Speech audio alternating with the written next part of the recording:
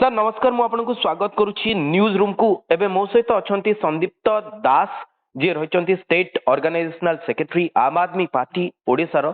Sir मु आपन को सर जानिबा पई चाहिबी जे गोटे चर्चार विषय को आसी गोटे कथा जे दिल्ली रो जे मुख्यमंत्री रहिचंती वर्तमान आतिशी सिंह से चप्पल रखी चेयर ऊपर आ गोटे चेयर रे से बसुछंती जो चेयर रे केजरीवाल सर बसुथिले सेठी से चप्पल रखिछंती एवं भरत राम एवं भरतଙ୍କର କଥା କହିଛନ୍ତି सर ଆକୁ ନେଇ ଯିଏ ରହିଛନ୍ତି ପ୍ରଶାନ୍ତ ଭୂଷଣ ସେ ମଧ୍ୟ ଟାର୍ଗେଟ କରିଛନ୍ତି सर କଣ ରହିବ ଆପଣଙ୍କ ୟା ଉପରେ ମତ?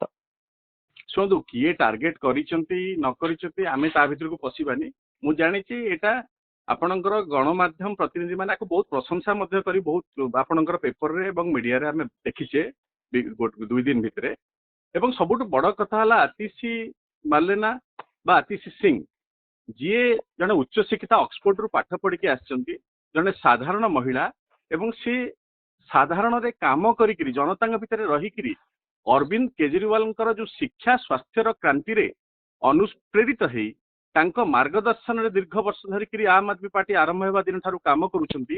ଏବଂ ଯଦି ଜଣେ ସାଧାରଣ ଜୀବନରେ ଲୋକଙ୍କ ସମସ୍ୟା ବୁଝୁଥିବ, ସଂଗଠନର କାମ ଠିକ ଭାବରେ ତୁଲେଇଥିବ ଏବଂ ତାକୁ ବିଧାୟକ ଦଳ ମିଶିକି ଏବଂ ଦଳର ଉଚ୍ଚ ପଦାଧିକାରୀ ମାନେ ମିଶିକି ଯେତେବେଳେ ନିର୍ବାଚିତ କଲେ ଜଣେ ମୁଖ୍ୟମନ୍ତ୍ରୀ ହିସାବରେ, କୋଉ ସମୟରେ ଯୋଉ ସମୟରେ ଅରବିନ୍ଦ କେଜରିୱାଲ ଯେତେବେଳେ ଆପଣ ବନ୍ଦିଶାଳାରୁ ବାହାରିକି ଆସିଲେ ଏବଂ ସେ କହିଲେ ଯେପର୍ଯ୍ୟନ୍ତ ମୁଁ ଆପଣ ମାନଙ୍କ ପାଖକୁ ଯିବି, ଯେତେବେଳେ ମୁଁ ଆପଣ ମାନେ ନିର୍ବାଚନରେ ମତେ ଭୋଟ ଦେଇକି ଜିତେଇବେ, ସେତେବେଳେ ମୁଁ ଭାବିବି ଯେ ମୁଁ ନିର୍ଦ୍ଦୋଷ। କାରଣ କେତେ ଦିନ ଯାଏ କୋର୍ଟରେ କେସ୍ ଚାଲିବ ତା ଆପଣଙ୍କର ଫଇସଲା ହବା ଆପଣ ଆମେ ଜାଣିନେ। ତେଣୁକରି ଯେତେ ପର୍ଯ୍ୟନ୍ତ ଯୋଉ ଦିନ ମତେ ଆପଣ ମାନେ ନିର୍ବାଚିତ କରିବେ ସେତେବେଳେ ମୁଁ ଜାଣିବି ଯେ ମୁଁ ନିର୍ଦ୍ଦୋଷ ବୋଲି। ସେ ସମୟରେ ସେ ତାଙ୍କର ଚୌକିକୁ ତ୍ୟାଗ କଲେ। ଯୋଉ ଭାରତୀୟ ଜନତା ପାର୍ଟି ବିଳୁବିଳଉଥିଲା, ଚିତ୍କାର କରୁଥିଲା ଯେ ଅରବିନ୍ଦ କେଜରିୱାଲ ଇସ୍ତଫା ଦିଅନ୍ତୁ, ଇସ୍ତଫା ଦିଅନ୍ତୁ, ଇସ୍ତଫା ଦିଅନ୍ତୁ, ଏବଂ ତା ପରବର୍ତ୍ତୀ ସମୟରେ ଅରବିନ୍ଦ କେଜରିୱାଲ ଯେତେବେଳେ ଆସିକି ନିଜେ ଇସ୍ତଫା ଦେଇଛନ୍ତି ଜଣେ ମୁଖ୍ୟମନ୍ତ୍ରୀ ପଦରେ ରହି ଏବଂ ଜାମିନ ପାଇସାରିଲା ପରେ ଦୁଇଥର ଆପଣ ଦେଖନ୍ତୁ ଇଡି ତରଫରୁ ଆପଣଙ୍କର ବେଲ ମିଳିଲା, ଇଡିର କେସ୍କୁ ନାକଚ କଲେ ଆପଣଙ୍କର ସୁପ୍ରିମକୋର୍ଟ, ତାପରେ ସିବିଆଇଙ୍କର ପୁରୁଣା କେସ୍କୁ ସେ ଖୋଲିଲେ ଆଉଥରେ ଏବଂ ସେଥିରେ ମଧ୍ୟ ଆପଣଙ୍କର ବେଲ ମିଳିଲା।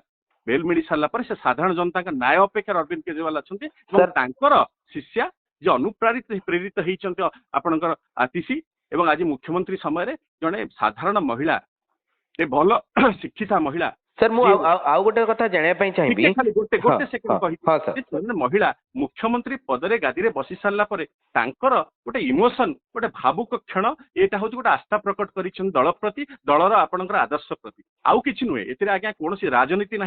से जेहेतु अरविंद केजरीवाल कहते मुझे चौकी बसबी सेतबे जनता मत निर्दोष भावे, आते जनता निर्दोष भावे मुझे चिंता करी मत जनता जो पुणी थे आम आदमी पार्टी को आपणकर आसीन करेंगे सरकार रे। सर मु गोटे कथा जानिया पई चाहिबी जे आउ किछि दिन परे हरियाणा रे निर्वाचन अछि, बीजेपी मध्य हिंदुत्वर कथा कहूची, कोठी ना कोठी जे रहिचंती आतिशी मार्लेना सिंह तांकर एभली गोटे चप्पल रखी राम एवं भरतंकर कथा कहबा कोठी ना कोठी आपण मध्य पुणी थरे जेतु हरियाणा रे निर्वाचन अछि ताकू देखि कोठी ना कोठी आपण को लागुनी पुणी थरे आम आदमी पार्टी गोटे हिंदुत्वर प्रसंग उठुची बीजेपी को टार्गेट करिया पई, जेतु बीजेपी मध्य हिंदुत्वर कथा कहे। आज्ञा शुणु एटा गोटे मात्र उदाहरण थिला, से भावुक क्षणर गोटे ये हूँ आपणकर गोटे उदाहरण से देते जे रामचंद्र कथा, रामचंद्र जो बनवास जाइए भरतर कथा कही से गोटे तार उदाहरण देते। यहाँ आप कर्णकर उपाख्यान नहीं पारे, आउ कौन व्यक्ति जगह था से समय गोटे भावुक क्षण उदाहरण देते यहाँ बोधे था। तेणुक राम भरत कथा ना, आप कौन धर्म कथा ना, गोटे जड़े महिला एत बड़ पदवी पाइबा, साधारण महिलाटीए 10-12 वर्ष आपण आम आदमी पार्टी आपणकर कार्यकाल ता भितर आसिकरी एते छोट माने कार्यकर्ता आसिकरी आज गोटे मुख्यमंत्री हवा, से समय भावुक क्षण से गोटे आपणकर चौकीटे खाली करछन। कौन राजनीति नहीं सर, आपणकर सरकार को तो स्लीपर सरकार बोली, दिल्ली रो सरकार को वर्तमान स्लीपर सरकार बोली कह जाउची। स्लीपर रखी जेतु से बसिचंती, प्रशांत भूषण कहउचंती जे स्लीपर सरकार। तापरे आजी भली समय रे 2024 रे जतबेले हमें गोटे नूतन कथा कहूचे, गोटे विकसित आड़ को जीवार कथा कहूचे, से समय एभली गोटे काम करबा आपन को लागुनी कोठी ना कोठी हमें टिके पछे जाउचे, चिंताधारा टिके पछे जाउची। ମୁଁ ଖାଲି ଏତିକି କହିବି ଯୋଉ ବିରୋଧୀ ମାନେ କଥା କହୁଛନ୍ତି ମୁଁ ବ୍ୟକ୍ତିଗତ ଭାବରେ ପ୍ରଶାନ୍ତ ଭୂଷଣ କହିବିନି କି ଭାରତୀୟ ଜନତା ପାର୍ଟି କଥା କହିବିନି ମୁଁ ଖାଲି ଏତିକି କହିବି ଯୋଉମାନେ ଏଭଳି ଭାବୁଛନ୍ତି ତାହେଲେ ସେଟା ହଉ ତାଙ୍କର ନିମ୍ନ ମାନସିକତାର ସେମାନେ ଉଦାହରଣ ପରିଚୟ ଦଉଛନ୍ତି। ଆଉ ଗୋଟେ କଥା ମୁଁ କହିବା ପାଇଁ ଚାହୁଁଛି ଆତିଶି ମାର୍ଲେନା ଜଣେ ମହିଳାଙ୍କୁ ଆପଣ ମୁଖ୍ୟମନ୍ତ୍ରୀ କଲେ। ଆପଣ ଆତିଶି ମାର୍ଲେନା ଶିକ୍ଷିତ ମେଧାବୀ ମହିଳା ଯେ ଅକ୍ସଫୋର୍ଡରୁ ପାଠ ପଢିକି ଆସିଛନ୍ତି, ଜଣେ ସାଧାରଣ ବର୍ଗର ମହିଳା। ଏବଂ ସବୁଠୁ ବଡ ଜିନିଷ ହଉଛି ଆତିଶି ମାର୍ଲେନା ରାଜନୀତି ଜୀବନରେ 10-12 ବର୍ଷ ଧରିକିରି ଗୋଟେ ପୃଷ୍ଠଭୂମିରେ ସେ କାମ କରିଛନ୍ତି, ସମାଜ ସେବାକୁ ଆପଣ ବ୍ରତ ଭାବିଛନ୍ତି ଏବଂ ଅରବିନ୍ଦ କେଜରିୱାଲ ଶିକ୍ଷା ଆଉ ସ୍ୱାସ୍ଥ୍ୟ କ୍ରାନ୍ତିରେ ସେ ହଉଛନ୍ତି ଆପଣ ଅଗ୍ରସର ହେଇଛନ୍ତି। ଗୋଟିଏ ଟଙ୍କାର ଲୋଭ ଲାଭ ନଥିଲା ତାଙ୍କର ଏବଂ ତାଙ୍କର କାମକୁ ଦେଖିକି ଯେତେବେଳେ ତାଙ୍କୁ ମୁଖ୍ୟମନ୍ତ୍ରୀ ପଦରେ ଆସୀନ କରାଗଲା ଏ ଅରବିନ୍ଦ କେଜରିୱାଲଙ୍କ ଡିସିସନ ନଥିଲା, ଏଇଟା ପୁରା ବିଧାୟକ ଦଳର ଡିସିସନ ଥିଲା। ଏବଂ ଆଜି ଦେଖନ୍ତୁ ଜଣେ ଭଲ ମହିଳା ଯିଏ ଆପଣଙ୍କର ଜଳସେଚନ ମନ୍ତ୍ରୀ ହେଇକିରି ଆପଣଙ୍କର ସେ ବହୁତ ବଢିଆ କାମ କରିଥିଲେ। ଉପମୁଖ୍ୟମନ୍ତ୍ରୀ ଆପଣଙ୍କର ଯେତେବେଳେ ମନୀଷ ସିସୋଦିଆ ଆପଣ ଶିକ୍ଷା ମନ୍ତ୍ରୀ ହିସାବରେ ବହୁତ ବଢିଆ କାମ କରିଛନ୍ତି। ମୋ କହିବା କଥା ହଉଛି ଆତିଶି ମାର୍ଲେନାଙ୍କ ବିଷୟରେ ଏଭଳି ଯୋଉମାନେ ଟିପ୍ପଣୀ ଦଉଛନ୍ତି ତାଙ୍କ ନିମ୍ନ ମାନସିକତା ସେମାନେ ଭାବିବା ଦରକାର। ଯେତେବେଳେ ଦିଲ୍ଲୀରେ ଆପଣଙ୍କର ସରପ୍ଲସ ବଜେଟ, ଦିଲ୍ଲୀ ଆପଣଙ୍କର ମାଗଣା ବିଦ୍ୟୁତ, ଦିଲ୍ଲୀରେ ଉତ୍ପାଦନ କ୍ଷମତା ନାହିଁ ବିଦ୍ୟୁତର, ଆପଣ କିନ୍ତୁ ମାଗଣା ବିଦ୍ୟୁତ ଦେଇକିରି ଆଜି ସରପ୍ଲସ ବଜେଟ ଏବଂ ସବୁଠୁ ବଡ ହେଲା ଆନ୍ତର୍ଜାତିକ ମାନର ଶିକ୍ଷା। କୌଣସି ରାଜ୍ୟରେ ଆପଣ ଦେଖନ୍ତୁ ସବୁଠୁ ଆଗରେ ଦିଲ୍ଲୀ।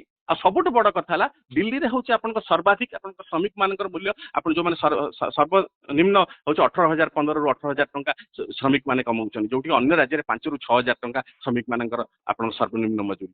ମୋ କହିବା କଥା ହଉଛି ଆପଣ ଯଦି କାମ ଭଲ କରୁଛି ତାକୁ ହରେଇ ପାରୁନାହାନ୍ତି କାମରେ ବିଭିନ୍ନ ପ୍ରକାର ନିମ୍ନ ମାନସିକତାର ଆପଣ ଇଙ୍ଗିତ କରିବା, ଏଭଳି ଯୋଉ ଉତ୍ସାହନା କରିବା ଛାଡି ଦିଅନ୍ତୁ।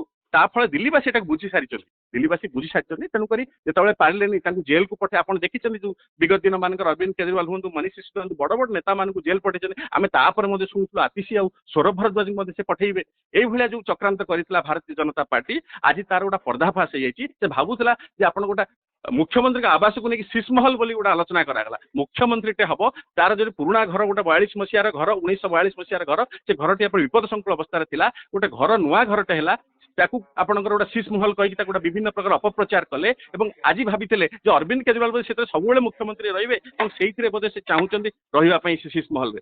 ସେଟା ଆଜ୍ଞା ଶୀଷମହଲ ନଥିଲା, ଗୋଟେ ସରକାରୀ ମୁଖ୍ୟମନ୍ତ୍ରୀଙ୍କ ଆବାସ ସ୍ଥଳୀ ଥିଲା। ଏବଂ ଆଜି ଶୀଷମହଲ ସେ ଆପଣଙ୍କର ମୁଖ୍ୟମନ୍ତ୍ରୀ ଯୋଉଟା ତାଙ୍କ କଥା ଅନୁସାରେ ଯୋଉ ଶୀଷମହଲ ତାକୁ ତ ଛାଡିଲେ, ସରକାରୀ ଗାଡି ଛାଡିଲେ, ଲୋକଙ୍କ ଭିତରେ ରହିବା ପାଇଁ ଚାହୁଁଛନ୍ତି। ତେଣୁକରି ଯେତେବେଳେ ଭାରତୀୟ ଜନତା ପାର୍ଟି ଏବଂ ଅନ୍ୟ ଯୋଉ ନିମ୍ନ ମାନସିକତା ରଖିଥିବା ବ୍ୟକ୍ତିମାନେ ଯୋଉମାନେ ଏସବୁ ଟିପ୍ପଣୀ ଦଉଛନ୍ତି ଭରତ ରାମଚନ୍ଦ୍ରଙ୍କୁ ଉପାଖ୍ୟାନ କହିକିରି ଆତିଶିଙ୍କୁ ଟାର୍ଗେଟ କରୁଛନ୍ତି, ସେମାନେ ଜାଣି ରଖିବା ଉଚିତ ଯେ ଆମ୍ ଆଦମୀ ପାର୍ଟି କାମର ରାଜନୀତି କରିକିରି ଆଜି ଦିଲ୍ଲୀରେ ଲୋକମାନଙ୍କ ହୃଦୟରେ ରାଜ କରିଛି ଏବଂ ଆଗାମୀ ଦିନରେ କରିବ। ସେ ଭୟରେ ଭୟଭୀତ ହେଇ ବହୁ ଲୋକ ବହୁ ଟିପ୍ପଣୀ ଦଉଛନ୍ତି, ସେଥିପାଇଁ ବ୍ୟସ୍ତ ହବାର କିଛି ନାହିଁ।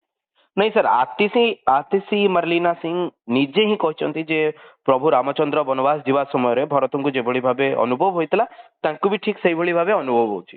ଏଥିରେ କିଛି ଅସୁବିଧା ନାହିଁ। ଆପଣ ଭରତର ମୁଁ ଜଣେ ସିଏ ଜଣେ ହିନ୍ଦୁ, ତେଣୁକରି ହିନ୍ଦୁ ହିସାବରେ ସେ ତାଙ୍କ ହିନ୍ଦୁ ଆପଣଙ୍କର ଯାହା ଗ୍ରନ୍ଥ ପଢିଥିଲେ ସେଇ ଅନୁସାରେ ସେ ଗୋଟେ ଉଦାହରଣ ଦେଇଛନ୍ତି, ଗୋଟେ ଚରିତ୍ରର ଉଦାହରଣ ଦେଇଛନ୍ତି, ପୌରାଣିକ ଚରିତ୍ରର ଉଦାହରଣ ଦେଲେ। ଏଥିରେ ଆପଣ ରାମଙ୍କୁ ଭରତଙ୍କୁ କୌଣସି ପ୍ରକାର ଏଥିରେ ଏଣ୍ଟାଙ୍ଗେଲ କରିବାର ଉଚିତ ନାହିଁ। ସେଟା ଆଉ ଜଣେ ଖ୍ରୀଷ୍ଟିଆନ ଯଦି ମୁଖ୍ୟମନ୍ତ୍ରୀ ଥାନ୍ତେ ସେ ତାଙ୍କର ଆପଣଙ୍କର ବାଇବେଲରୁ ଆଣିକିରି କୌଣସି ପୌରାଣିକ ଚରିତ୍ର କଥା କହିଥାନ୍ତେ। ମୁସଲମାନ ଯଦି ଜଣେ ଥାନ୍ତେ ସେ ତାଙ୍କର ଆପଣ ମହମ୍ମଦନ ଆପଣଙ୍କ ଇଏରୁ ଆଣିକି ସ୍କ୍ରିପ୍ଟରୁ ଆଣିକି ଗୋଟେ ଚରିତ୍ର ଆପଣଙ୍କର ଉଦାହରଣ ଦେଇ ପାରିଥାନ୍ତେ। ତେଣୁକରି ତା ଦେହରେ କୌଣସି ରାଜନୀତି ଧର୍ମକୁ ନେଇ ରାଜନୀତି କରିବାର ଏକଥା ମାନସିକତା ରଖିବା ଉଚିତ ନୁହେଁ। ଯୋଉମାନେ ଟିପ୍ପଣୀ ଦଉଛନ୍ତି ତାକୁ ଲୋକ ଆଗାମୀ ନିର୍ବାଚନରେ ଜବାବ ଦେବେ, ଏଇ ଯୋଉ ଆପଣଙ୍କର ଦିଲ୍ଲୀ ନିର୍ବାଚନ।